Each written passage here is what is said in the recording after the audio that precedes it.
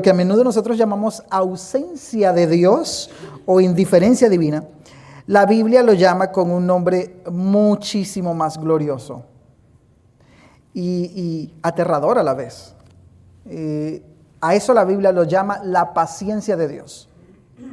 La paciencia de Dios. Y la paciencia de Dios no es una especie de resignación.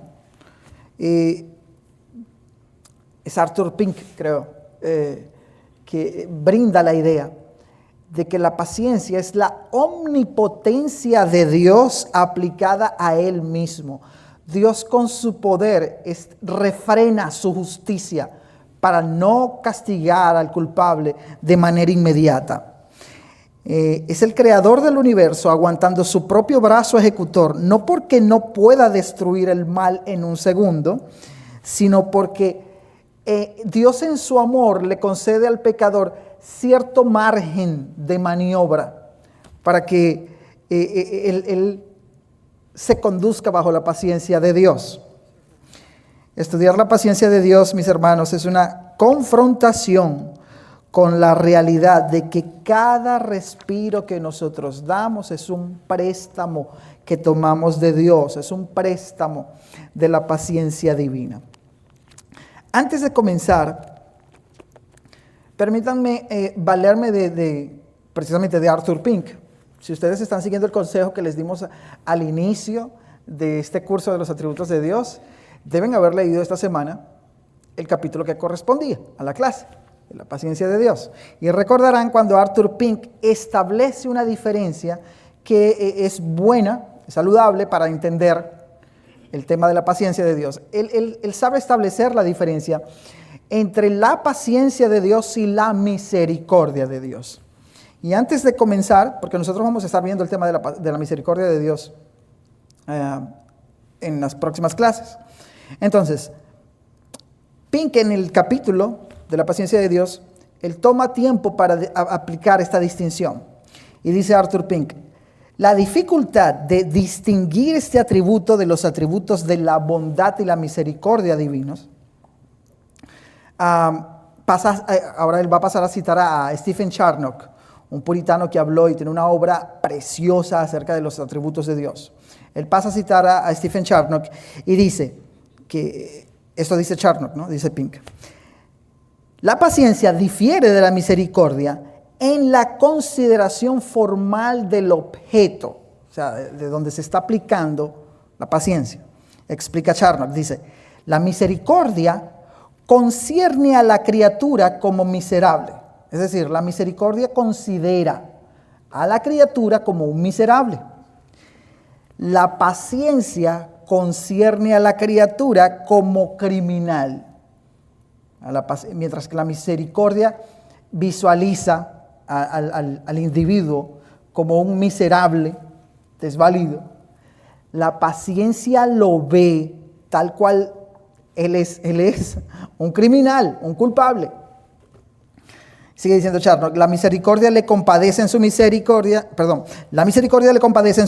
y la paciencia tiene que ver con el pecado que engendró la miseria y esta engendrando a más. Creo que tienen esa cita allí en el bosquejo. Ahora, aclarada la diferencia entre paciencia y misericordia, nosotros vamos a estar desarrollando el resto del tiempo este estudio. Vamos a ver la consideración de la etimológica, o sea, la definición etimológica de la paciencia de Dios, como la presenta el Antiguo Testamento, como la presenta el Nuevo Testamento, es decir, como la presenta el hebreo y el griego. Vamos a ver detenidamente el concepto de Pink y el de otros tres puritanos más, para ver cómo entendían ellos la paciencia de Dios. Vamos a ver también una tensión que existe entre la paciencia de Dios y la justicia de Dios.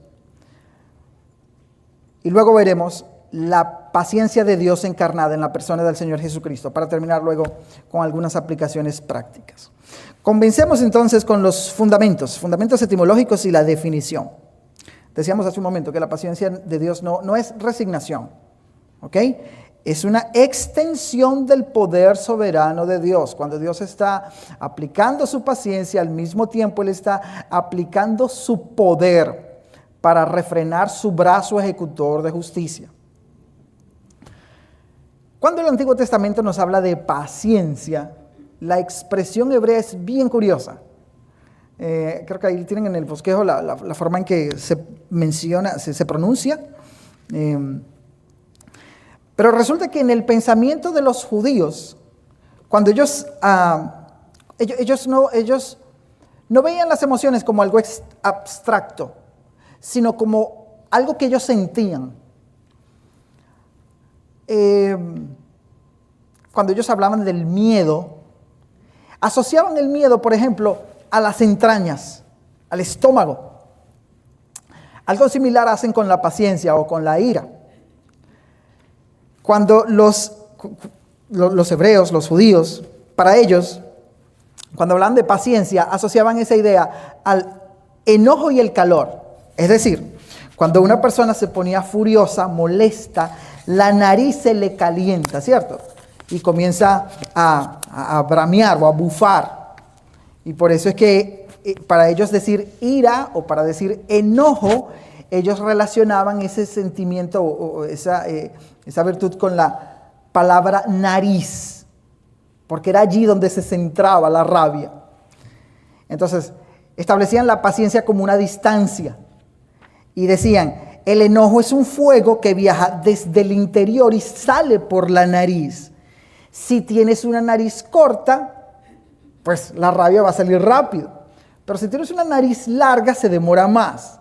Es decir, tu ira es más prolongada. Y a eso ellos asociaban la paciencia. A alguien paciente entendían que era alguien de nariz larga. Mis hermanos, literalmente, cuando ellos hablaban de Dios siendo paciente, lo que estaban diciendo era que Dios poseía narices largas. Dios era largo de narices. Eso estaba en el pensamiento de los hebreos. Era una forma muy gráfica de decir que Dios respira profundo, que Dios no explota a la primera y que Dios retiene su calor y su juicio por mucho tiempo, dándonos entonces espacio para recapacitar. Uno de los pasajes más explícitos referente a la paciencia de Dios es un pasaje que veíamos la clase pasada con el hermano Arnaldo en Éxodo capítulo 34. Si quieren vayan allá para que lean el texto conmigo. En Éxodo capítulo 34 es el famoso pasaje donde Moisés le ha pedido al Señor que le muestre su gloria. Dios manda que Moisés se esconda en una peña y cuando pasa la gloria de Dios frente a Moisés, lo que se escucha es el anuncio de la voz de Dios hablando de sus virtudes. Y entre lo que Dios profiere, leemos esto en Éxodo 34, versículo 6. Dice, y pasando Jehová por delante de él, de Moisés, proclamó, ¿qué proclamó Dios?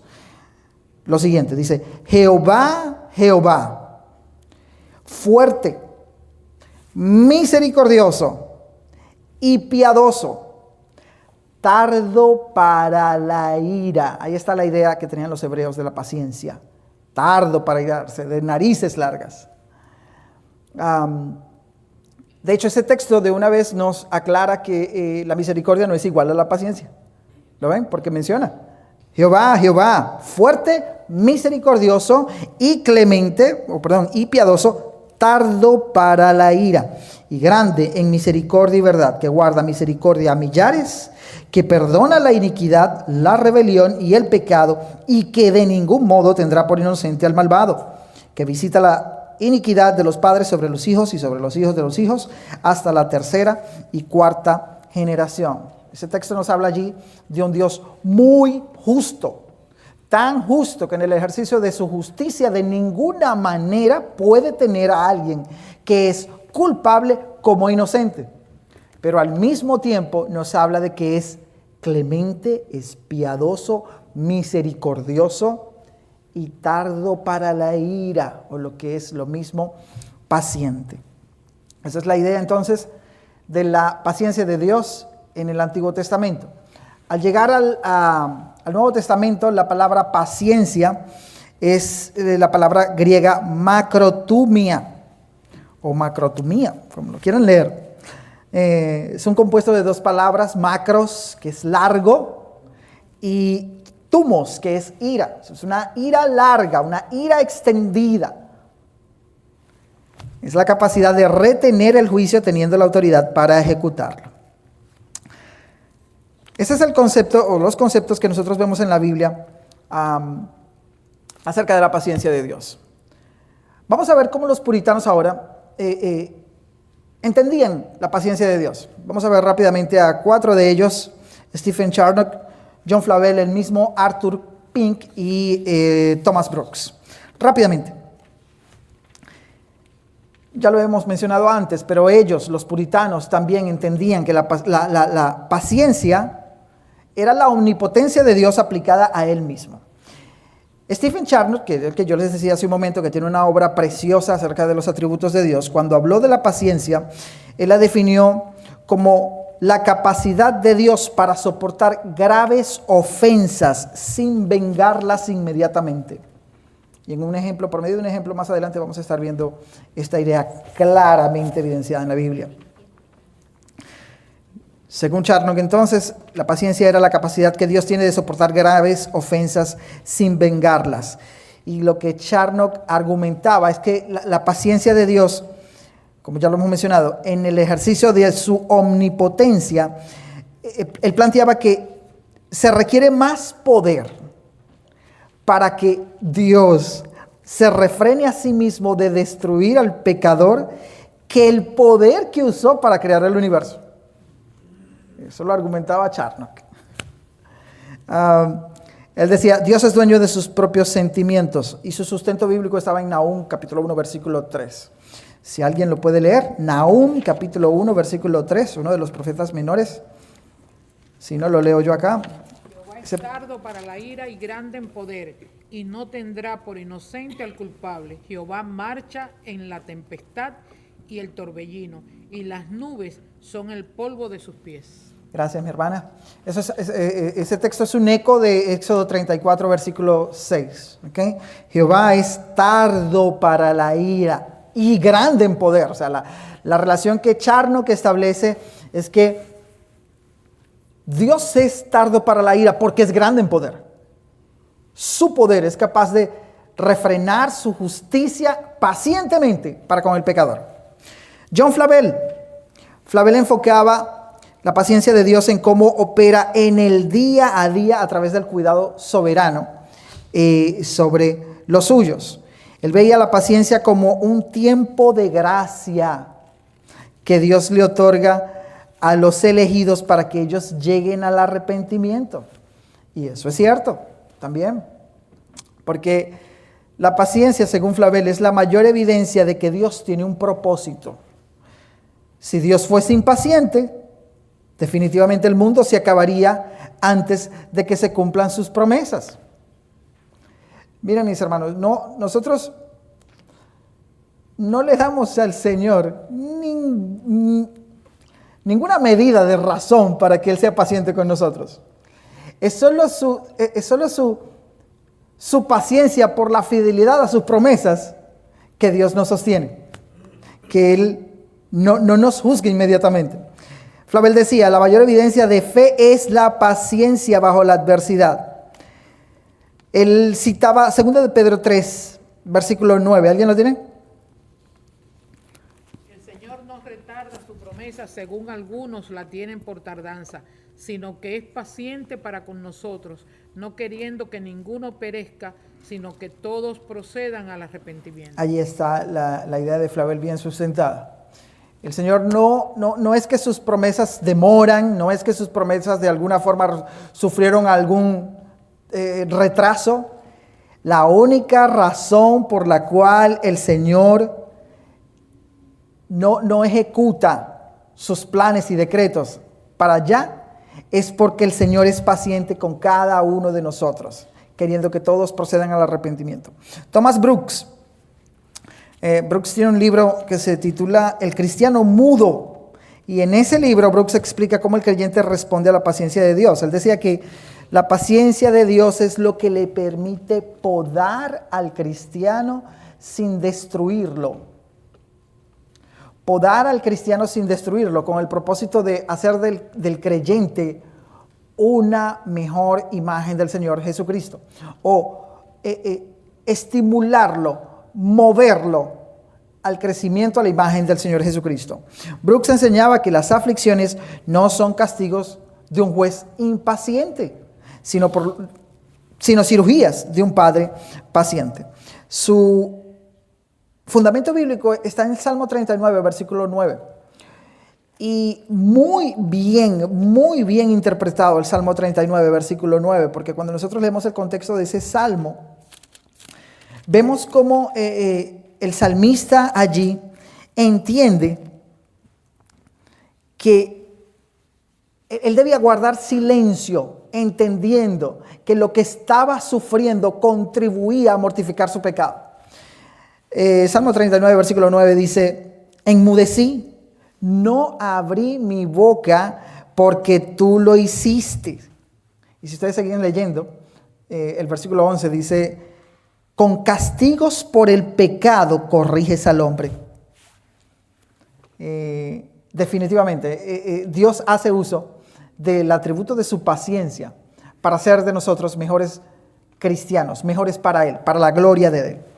Y por último, tenemos a Arthur Pink, que como lo mencionábamos anteriormente.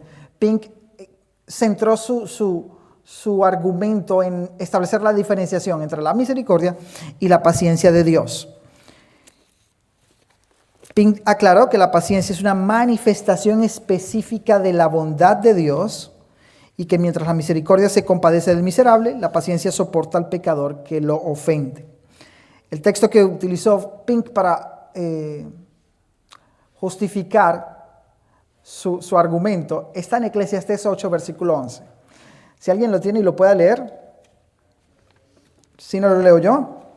Por cuanto no se ejecuta luego sentencia sobre la mala obra, el corazón de los hijos de los hombres está en ellos dispuesto para hacer el mal.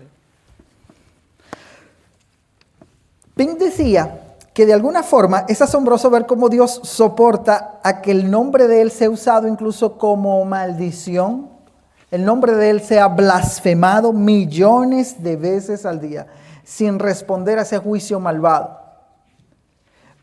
Y este texto explica que el pecador razona que porque no es castigado inmediatamente, el juicio nunca vendrá. Y Pink decía: wow, eso es asombroso ver la paciencia de Dios en esos casos. Así que, mis hermanos, de esa forma, a rasgos bien generales, era como los puritanos tenían una visión de la paciencia de Dios. En resumen, podríamos decir, de estos conceptos que hemos leído y visualizado acá, podemos decir que la paciencia es un atributo activo. No es falta de interés de parte de Dios, no es indiferencia a las cosas que suceden y a la maldad del ser humano, sino un freno voluntario de la ira de Dios. Es la omnipotencia de Él en acción, refrenando su brazo ejecutor, como lo hemos dicho. También podemos concluir que la paciencia de Dios contribuye al arrepentimiento, porque el fin de la paciencia de Dios es siempre dar lugar a que el hombre se vuelva a Él. Hay un texto en el Nuevo Testamento que veíamos la semana pasada que enseña esa verdad claramente. Cómo la paciencia de Dios debería llevar a los hombres a que reflexionen y se vuelvan a Dios. ¿Recuerdan ese texto? Génesis 15. ¿Ah? Génesis 15, 16. No. Cómo la paciencia de Dios debería llevar a los pecadores, a los hombres, a que consideren la bondad de Él. Romanos capítulo 2, versículo 4. ¿Quién lo puede leer? Como aprecia la riqueza de su benignidad, paciencia y longanimidad, ignorando que su benignidad te guía al arrepentimiento. La benignidad de Dios, la paciencia de Dios es una guía al arrepentimiento. Por otro lado, también podríamos derivar de estos conceptos que la paciencia de Dios tiene un límite. Nosotros podemos decir, la misericordia de Dios es desde la eternidad hasta la eternidad. es infinita, ¿sí? Pero con la paciencia no sucede igual. La paciencia de Dios tiene un límite. Los puritanos advertían que la paciencia de Dios es como un préstamo que Dios da, que Él un día va a cobrar. No debe confundirse la paciencia de Dios con aprobación del pecado. Ahora, hasta acá la parte teórica de lo que es la paciencia de Dios.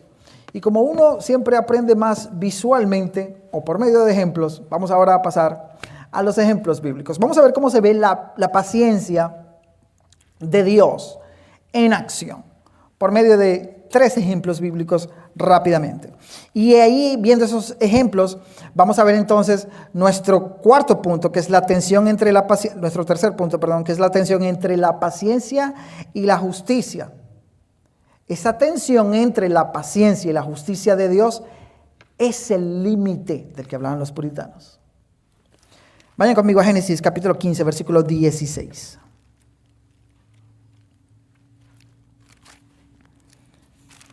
Génesis capítulo 15, versículo 16. En Génesis 15, el Señor le está hablando a Abraham, dándole una especie de panorama de lo que va a suceder con su descendencia, con la promesa.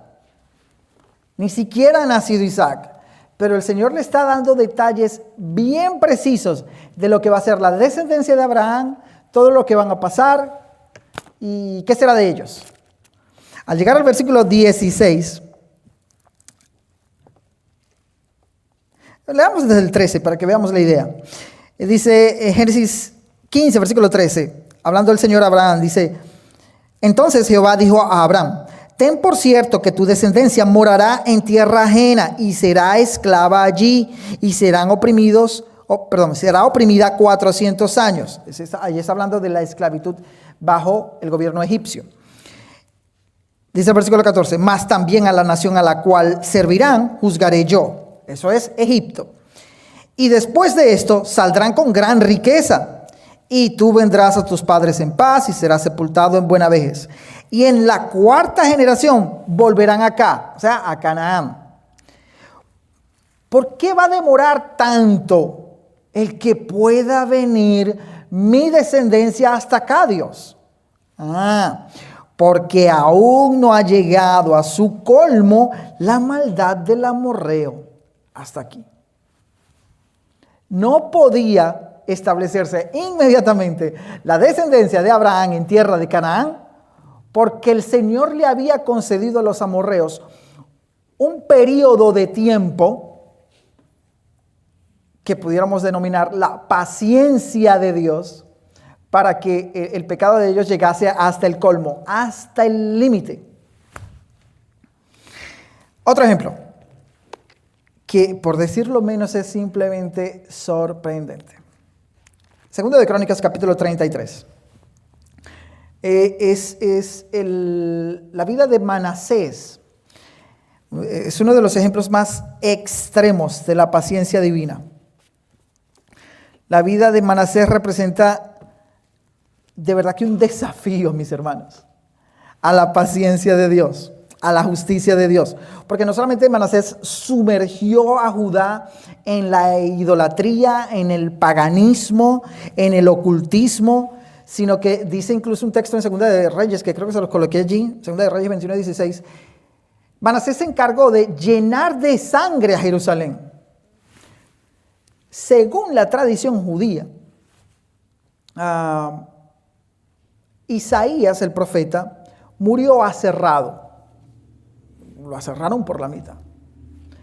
Un escrito, fuentes judías, dicen que quien se encargó de cometer esa atrocidad fue Manasés. Huyendo Isaías de una persecución, se escondió en un árbol, algo así. Y Manasés dio instrucciones de que aserrasen el árbol con Isaías dentro. Pero eso es una fuente extrabíblica. Pero esa es la tradición. Incluso se piensa que cuando Hebreos habla de que algunos fueron aserrados, está hablando de Isaías. Pero ¿qué dice la Biblia acerca de lo que Manasés hizo? Segunda de Crónicas, capítulo 33, Dice que de 12 años era Manasés, están allí para que lean conmigo. De 12 años era Manasés cuando comenzó a reinar y 55 años reinó en Jerusalén. Pero hizo lo malo ante los ojos de Jehová, conforme a las abominaciones de las naciones que Jehová había echado de delante de los hijos de Israel. Porque él reedificó. Quiero que cuenten la cantidad de maldades que hizo Manasés. Versículo 3. Porque él reedificó los lugares altos que Ezequías su padre había derribado, y levantó altares a los Baales, e hizo imágenes de acera, y adoró a todo el ejército de los cielos, y les rindió culto.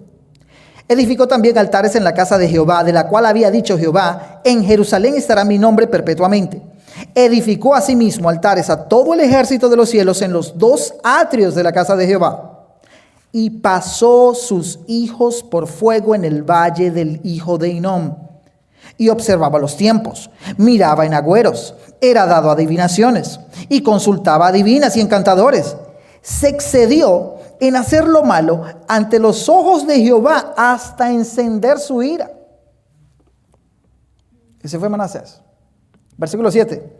Además de esto, puso una imagen fundida que hizo en la casa de Dios, de la cual había dicho Dios a David y a Salomón su hijo: en esta casa y en Jerusalén, la cual yo elegí sobre todas las tribus de Israel, pondré mi nombre para siempre, y nunca más quitaré el pie de Israel de la tierra que yo entregué a vuestros padres. Dice el versículo 9 que Manasés pues hizo extraviarse a Judá y a los moradores de Jerusalén para hacer más mal que las naciones que Jehová destruyó delante de los hijos de Israel. Nosotros podemos medir la magnitud de la paciencia de Dios con este rey en 2 dimensiones. En primer lugar, ¿cuánto tiempo dice el versículo 1 que reinó Manasés? 55 años, mis hermanos. Una dictadura, toda una dictadura. 55 años, más de medio siglo.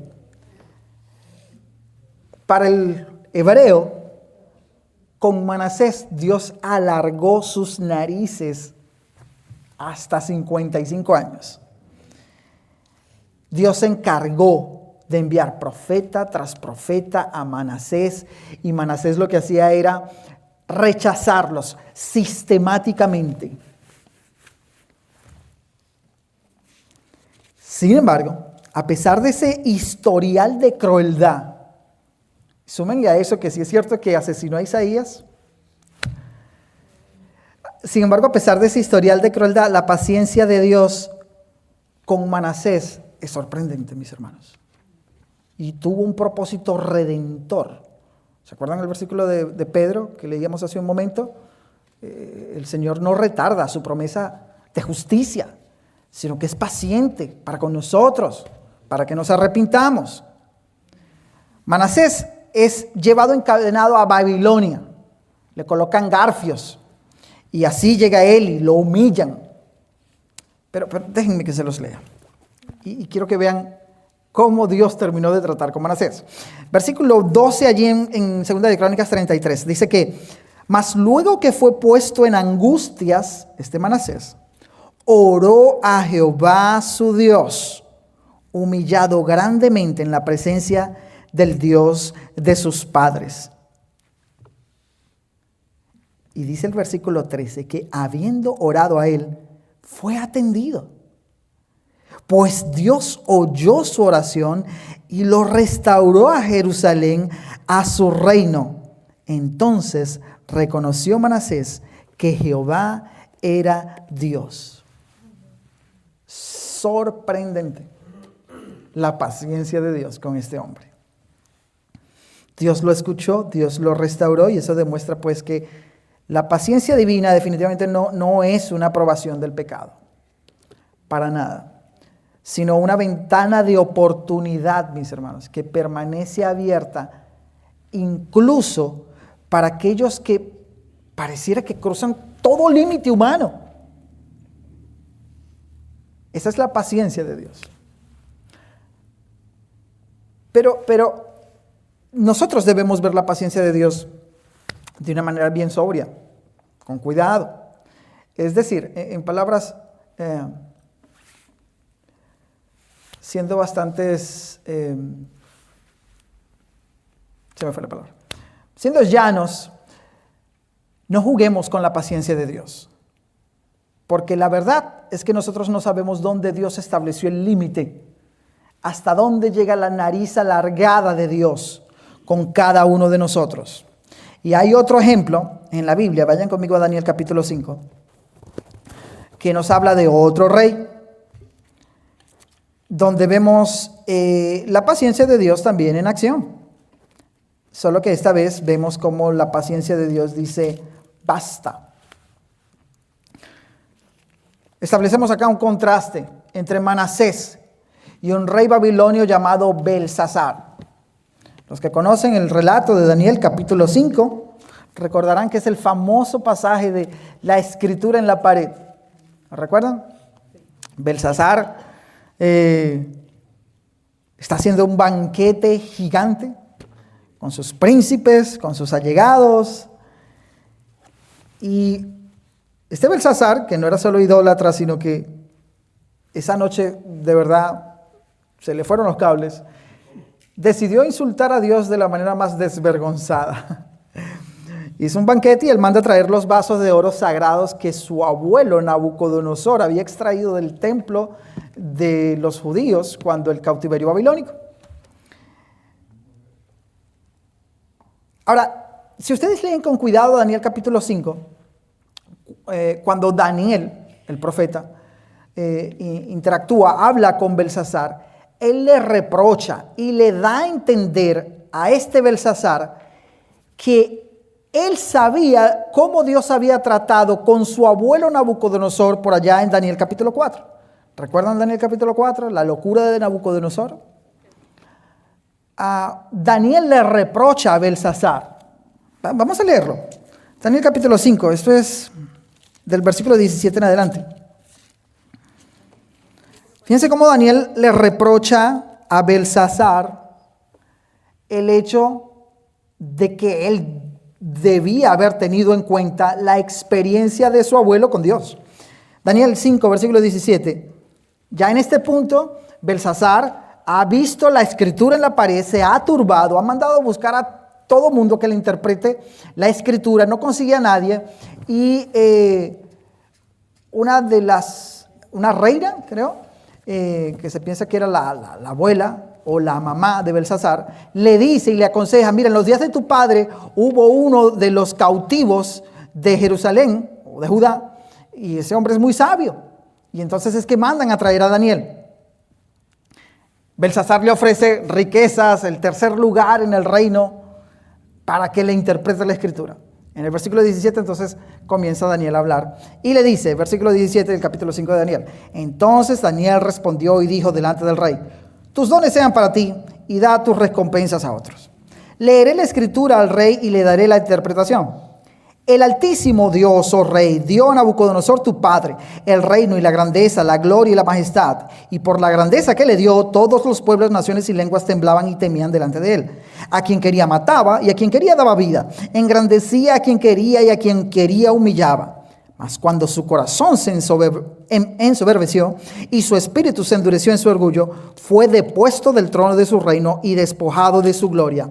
Y fue echado de entre los hijos de los hombres, y su mente se hizo semejante a la de las bestias, y con los asnos monteses fue su morada. Hierba le hicieron comer como a buey, y su cuerpo fue mojado con el rocío del cielo. Hasta que reconoció que el Altísimo Dios tiene dominio sobre el reino de los hombres, y que pone sobre él al que le place. Hasta ahí lo que sucedió con tu abuelo Nabucodonosor. Ahora la reprimenda. Versículo 20. Y tú, su hijo Belsasar, no has humillado tu corazón sabiendo todo esto, sino que contra el Señor del cielo te has ensoberbecido e hiciste traer delante de ti los vasos de su casa, y tú y tus grandes, tus mujeres y tus concubinas, bebisteis vino en ellos. Además de esto, diste alabanza a dioses de plata y de oro, de bronce, de hierro, de madera y de piedra, que ni ven, ni oyen, ni saben, y al Dios en cuya mano está tu vida y cuyos son todos tus caminos, nunca honraste. Belsasar sabía todo lo que había pasado con su abuelo, pero su irreverencia, su mundanalidad, su soberbia, no le permitió considerar nada de eso. Él creyó, como dice Eclesiastés 8, versículo 11, que como Dios no juzga de inmediato, Dios es puro cuento. Ahora, en medio de la fiesta apareció esa mano humana, escribiendo en la pared, y cuando Daniel interpreta el mensaje, la primera palabra simplemente fue una sentencia final. ¿Cómo dice Daniel 5:26? ¿Quién puede leerlo? Que me ayuden allá a leer. Daniel 5:26 y 27 al 28, por favor. Esta es la interpretación del asunto. Mene, contó Dios tu reino y le ha puesto fin. Tequel, pesado ha sido en balanza y fuiste hallado falto. Pérez, tu reino ha sido roto y dado a los medos y a los persas. Gracias, mi hermano. La primera frase ya aniquila a Belsacer. Mene, contó Dios tu reino y le ha puesto fin. A diferencia de Manasés, aquí no hubo tiempo para la cárcel, aquí no hubo tiempo para cadenas. A Belsasar no le fue concedido tiempo para arrepentimiento. Porque si ustedes terminan de leer el capítulo 5 de Daniel, dice el versículo 30, que la misma noche fue muerto Belsasar, rey de los caldeos. Y Darío, el rey persa, tomó el control del imperio. Por un lado, Dios quiso ser muy paciente con un hombre malvado como Manasés. Pero por otro lado, tenemos un Belsasar, que cuando el Señor dijo basta, fue basta. Y con la paciencia de Dios no se juega. Eso debe ser muy aleccionador para nosotros. Mientras que en el caso de Manasés, Dios esperó décadas, con Belsasar actuó en solo una noche. Con Manasés hubieron advertencias previas. Con Belsasar fue una sola y de juicio. Vamos a ver ahora la paciencia en la persona de nuestro Señor Jesucristo en los minutos que nos restan. Nuestro Señor Jesús es la máxima expresión de la paciencia de Dios. Amén. Él es la paciencia encarnada. Es sorprendente. Vayan conmigo a Marcos capítulo 8. Simplemente sorprendente la paciencia del Señor. Y contrasta categóricamente con nosotros.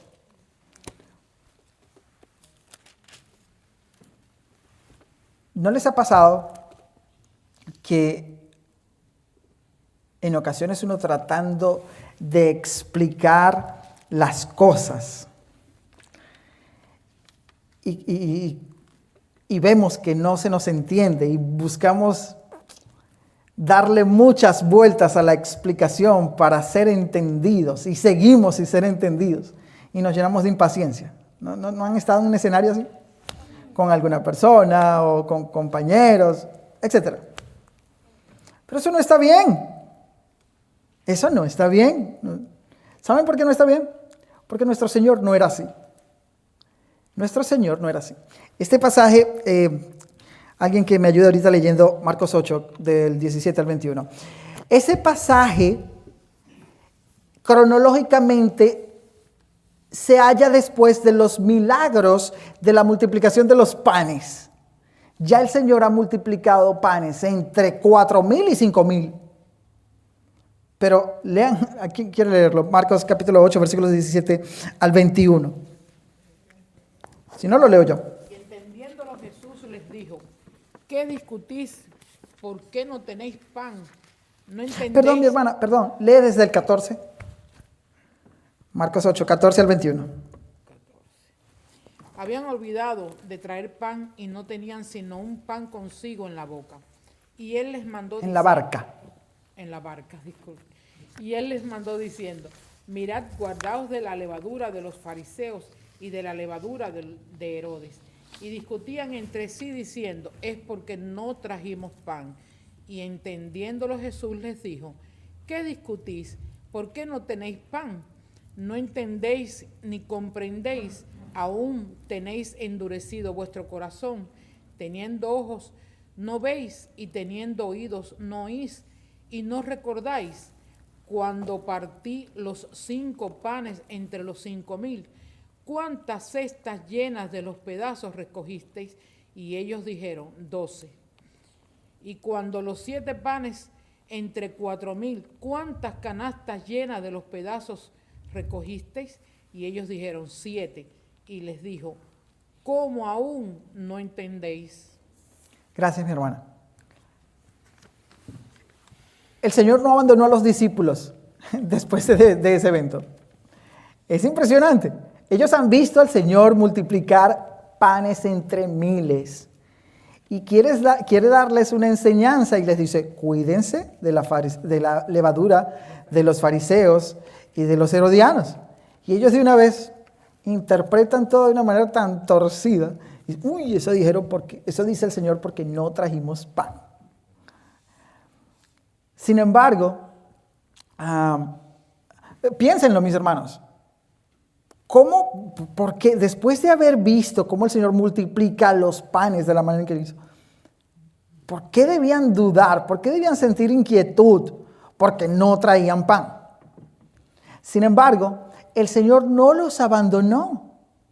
El Señor continuó pacientemente con los discípulos, enseñándoles y enseñándoles. Más adelante, ahí en el capítulo 9, ahí mismo, en capítulo 9, versículo 33 al 35. Antes, el Señor, inmediatamente antes, Él les ha dicho que el Hijo del Hombre va a ser entregado en manos de las principales autoridades judías, va a morir y va a resucitar al tercer día. Ya se los ha dicho explícitamente. Pero cuando llegamos a Marcos 9:33, dice lo siguiente, dice, llegó a Capernaum y cuando estuvo en casa les preguntó, ¿qué disputabais entre vosotros en el camino? Mas ellos callaron, porque en el camino habían disputado entre sí quién había de ser el mayor. Entonces él se sentó y llamó a los 12 y les dijo, si alguno quiere ser el primero, será el postrero de todos y el servidor de todos. Si se dan cuenta, el Señor les acaba de decir que Él va a morir crucificado, pero que al tercer día Él va a resucitar. El Hijo del Hombre, Dios encarnado, debe sufrir la crucifixión. Y ellos manifiestan unos aires de grandeza y comienzan una argumentación, una discusión acerca de quién es el primero entre ellos. El Señor lidió con esas ínfulas de grandeza, con esas ambiciones carnales de poder de los discípulos, pero no los abandonó. Pacientemente continuó ministrándoles. En Juan 16, versículo 12, dice, ¿alguien tiene Juan 16, 12? Sí. Por favor, mi hermano. Aún tengo muchas cosas que deciros, pero ahora no las podéis sobrellevar. Gracias, mi hermano. Hasta allí está bien. El Señor veía a sus discípulos como una especie de obras en remodelación, en construcción. Él sabía y era sensible a las capacidades de sus discípulos. Y por eso era paciente. ¿Por qué no ser nosotros de la misma manera paciente con otros? Amén. Mira, no todo el mundo razona igual que nosotros. Incluso nosotros desconocemos las capacidades que cada uno de nosotros tiene. No está bien manifestar impaciencia entre nosotros. Y ya vamos a ver unos textos cuando veamos ahorita las aplicaciones finales. Nosotros debemos procurar imitar el carácter de nuestro Señor Jesucristo. Pero nuestro Señor también manifestó paciencia con sus enemigos y en el sufrimiento. ¿Qué dice 1 de Pedro 2, versículo 23? Quien cuando le maldecían no respondía con maldición, cuando padecía no amenazaba, sino que encomendaba la causa al que juzga justamente. ¿Oyeron ese texto? Porque ese texto es aleccionador. ¿Puedes leerlo otra vez, mi hermano, por favor? Atentos al texto. Quien cuando le maldecían no respondía con maldición, cuando padecía no amenazaba, sino encomendaba la causa al que juzga justamente. El Señor no pagaba con la misma moneda. Él encomendaba la causa al que juzga justamente. Y podía hacerlo. ¿Recuerdan aquel episodio cuando llega la turba a arrestar al Señor Jesús y Pedro saca una espada y le corta la oreja a uno de los siervos que van a arrestar a Jesús allí? ¿Qué le dijo el Señor a Pedro? ¿Y qué más? ¿Tú crees que yo no puedo orar a mi Padre en este instante para que envíe legiones de ángeles y me defiendan? Pero el Señor no, Él no se condujo de esa manera. Él encomendaba la causa al que juzga justamente. Y un testimonio precioso en las Escrituras, si tienen forma de resaltar ese texto en sus Biblias, háganlo. Lo da Pablo en 1 Timoteo capítulo 1, versículo 16. Todos nosotros conocemos la vida de Pablo, ¿cierto? El perverso y porfiado perseguidor de la iglesia. Sin embargo, en su gracia, así como con Manasés, el Señor lo humilló, lo dejó ciego por un tiempo, pero le mostró las riquezas de la gloria de su gracia y lo trasladó del reino de las tinieblas al reino de su amado Hijo. Y por eso Pablo, tiempo después, puede testificar lo que dice en 1 Timoteo capítulo 1, versículo 16. ¿Alguien lo tiene? Sí. Pero por esto fui recibido a misericordia, para que Jesucristo mostrase en mí el primero toda su clemencia, para ejemplo de los que habrían de creer en él para vida eterna. Fíjense, Pablo entendió que el Señor lo instituyó a él como un ejemplo de la paciencia de Dios. Pablo fue levantado en vida para que Dios mostrase en la vida de Pablo cómo es la paciencia de Dios. Admirable. Para terminar, mis hermanos, mencionábamos hace un momento, no confundamos la paciencia con la aprobación del pecado. Leímos hace un momento Romanos 2, versículo 4, pero yo ahora quiero que leamos también el versículo 5 porque complementa la idea. Romanos 2, 4 dice, o menosprecias las riquezas de su benignidad, paciencia y longanimidad, ignorando que esa benignidad de Dios te guía al arrepentimiento. Y dice el versículo 5, pero, hay un pero allí, por tu dureza y por tu corazón no arrepentido, lo que estás haciendo es lo siguiente, 2 puntos. Dice, atesoras para ti mismo ira para el día de la ira. La implicación de ese texto es que la paciencia del versículo 4 no es eterna. Por la dureza del corazón, por la dureza y por ese corazón no arrepentido, el pecador que ignora la paciencia de Dios, lo que está haciendo es atesorando, acumulando intereses de ira de parte de Dios. No confundamos en ningún momento la paciencia de Dios con que Dios nos está consintiendo un pecado y nos ha permitido que ese pecado haya cabida en medio del nuestro y que podemos vivir con él. Cuidado, mis hermanos. Pero otra aplicación para nosotros de esta enseñanza es que al estudiar la paciencia de Dios, al considerar la paciencia de Dios, eso debe movernos a nosotros, a imitar a Dios, a imitar al Señor Jesús. Y es exactamente eso lo que enseña el Nuevo Testamento. Alguien que por favor lea Efesios 4, versículo 2, y otra persona que por favor lea Colosenses capítulo 3, versículos 12 al 13. Con toda humildad y mansedumbre, soportándoos con paciencia los unos a los otros en amor. ¿Soportándoos cómo? Los unos a los otros en amor.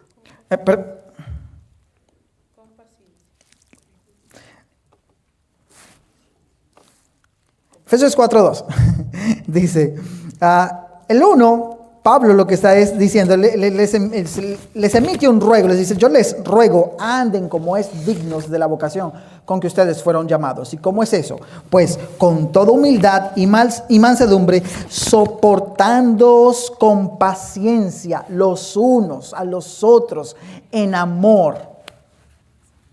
No está bien manifestar impaciencia entre nosotros. No lo está. ¿Acaso somos nosotros mejores que los discípulos? No podemos nosotros manifestar torpezas como los discípulos. Por supuesto que sí. Y si el Señor fue paciente con los discípulos, ¿quiénes nos creemos nosotros ahora para no tener paciencia con un hermano que de alguna manera crees tú que está generando una impaciencia en ti? No está bien de ninguna manera.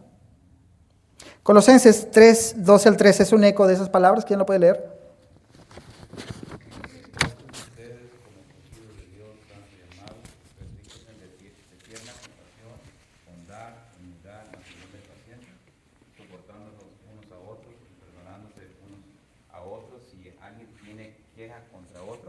Como Cristo los perdonó, así también háganlo ustedes.